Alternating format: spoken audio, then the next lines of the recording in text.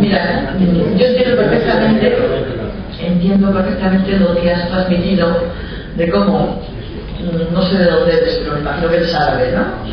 Sí. Lo que duele y lo incomprensible que es ver cómo desde aquí, desde Occidente, se menosprecia el mundo árabe. Y tú dices, ¿cómo puede ser eso? Yo creo que tenemos que ser conscientes de cómo está desequilibrado el mundo, y yo creo que hay razones históricas, y básicamente, por resumir y porque esto podríamos estar hablando toda una tarde, creo que responde al tipo de pensamiento colonial. Occidente o Europa ha dominado desde el siglo XIX hasta ahora básicamente lo que es el espacio árabe, y ha creado en sus sociedades también, que había también elementos más antiguos, un modo de mirada al mundo árabe que básicamente consiste en no ver. Por eso las movilizaciones que empiezan en Túnez y en Egipto aquí parecen una sorpresa, pero eso no surgió de un día para otro, se estaba gestando. Pero sin embargo, el modo en que, digamos, desde Occidente se cataloga al mundo árabe y por tanto se ve al mundo árabe es básicamente como en minoría de edad, no sé si en minoría de edad, y por eso de repente nos sorprende ver ciudadanos reclamando sus derechos. Ese no es un problema de los árabes, es un problema nuestro, de los occidentales. Ese es, digamos, el defecto de los occidentales. No son los árabes los que son responsables de cómo los occidentales les miramos. Emilio, no, bueno, ¿quieres decir algo? Al hilo de lo de Teresa, sí se me ocurría algo interesante. Había un libro hace 150 años, La decadencia de Occidente, de Oswald Spengler, que decía que todo el mundo mira hacia Occidente porque todo el mundo quiere ser Occidente, como si Occidente fuera el destino final de una vía de un tren. Yo llevo 20 y pico años ya yendo por el mundo árabe y eso no lo he visto en ningún sitio. He podido ver un cierto rechazo a un cierto Occidente, he podido ver querer tener lo que pueda tener un occidental, pero no por ser occidental o no, sino por tener un determinado nivel de vida. Pero jamás he visto que el mundo árabe quiera ser occidente, y últimamente más aún. O sea, las revoluciones, no hay revoluciones para queremos ser como, sino queremos ser libres, ¿no? Para mí ese es fundamental.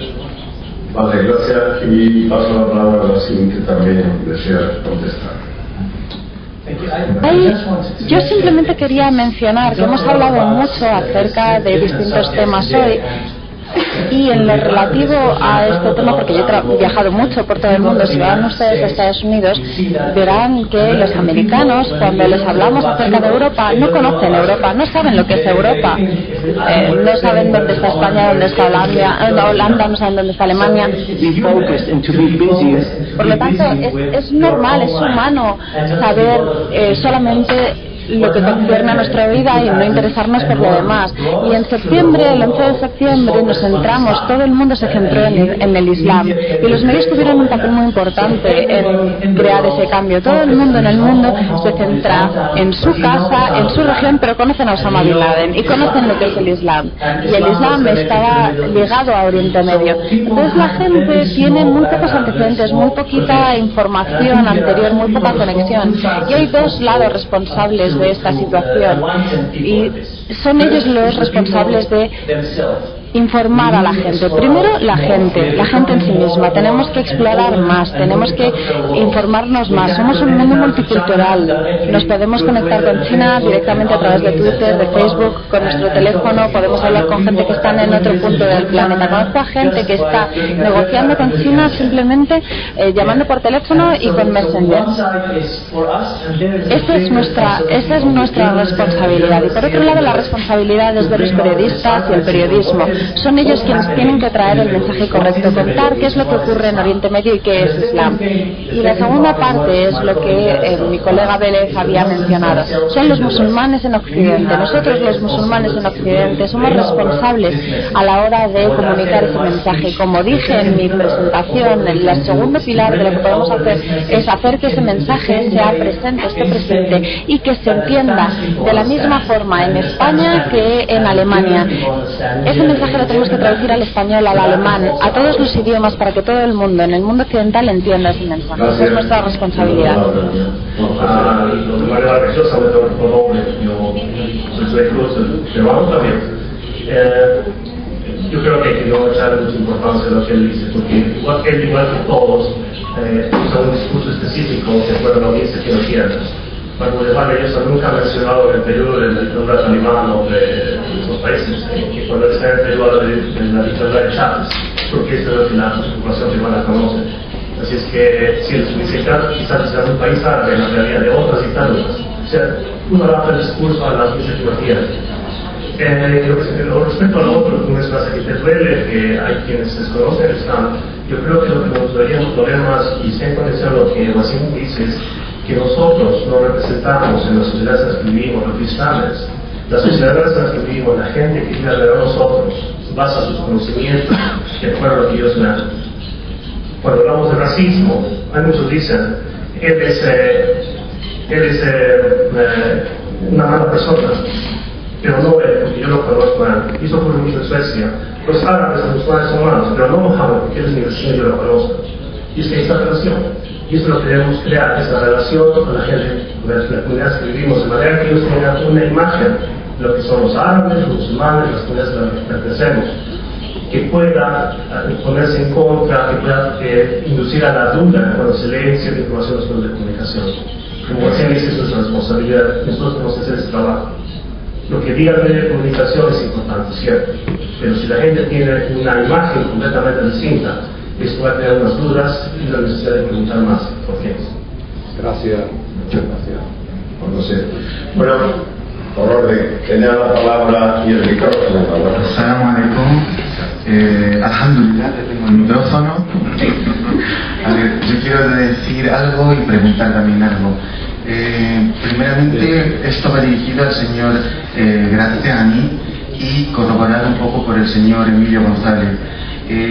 Parece ser que un poco la interpretación, no creo que el señor Emilio ni tampoco el señor Graziani tengan una visión tan limitada de lo que es Oriente Medio y una visión basada en los aspectos geoestratégicos de la zona. Es cierto que es importante ese punto y es cierto que eso hace que potencias entren en conflicto, ¿no? Pero aquí hay que señalar también que el problema de Bahrein es un problema de derechos humanos y es un problema en el que la mayoría profesa, o sea, tiene una interpretación legítima del Islam y se le castiga.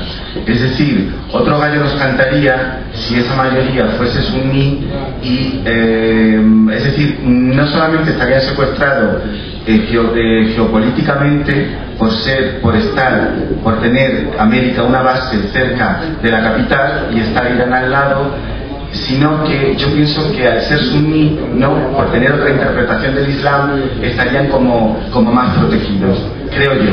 Al ser una interpretación legítima, siempre digo, del Islam, mayoritariamente sí, son castigados, lamentablemente. Pienso, por otro lado, que las relaciones entre los seres humanos, entre los continentes, hay que verlas también desde el punto de vista humano y cultural. Me refiero que el pensamiento chií se ha creado en países como Irak, en ciudades como Kerbala, Nejaf, en ciudades iraníes como Qum y en países como Bahrein, que han aportado imames, Bahrein, la filosofía del quietismo, por ejemplo, han aportado grandes personalidades al mundo del Islam, interpretación shia, y aquí hablamos de shia y de sunna como todo es Islam, porque todo es patrimonio de la humanidad. El Islam es patrimonio de la humanidad, sea una interpretación shia, sea una interpretación sunna.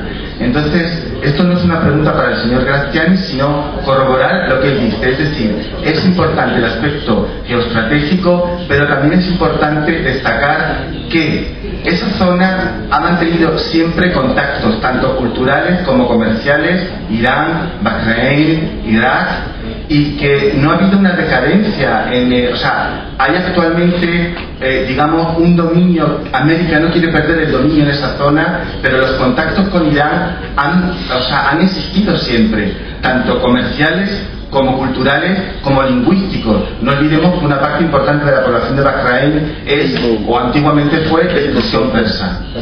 Eso sí, y la pregunta es cómo podemos continuar un poco con la causa esta. Es decir, una vez que se termine el congreso ¿cómo nosotros podemos continuar con ella? ¿Quién se la pregunta? La pregunta va dirigida a quien la quiera contestar. Por favor, le rogaría al compañero de la mesa que lo conteste uno nada más, porque a la una no llega. ¿Quién quiere contestar? Claro, lo dejamos que la conteste.